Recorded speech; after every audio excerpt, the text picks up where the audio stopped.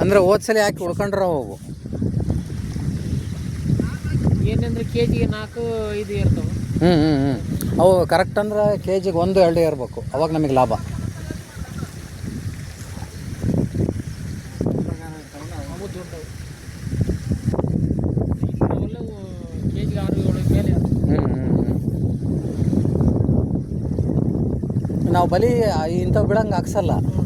ಅರ್ಧ K G minimum ಮರ ಇರ್ಬೇಕು, ಹಿಂಗೆ ಅಷ್ಟು 300-400 ಗ್ರಾಮು ಅರ್ಧ ಕೆ ಜಿ.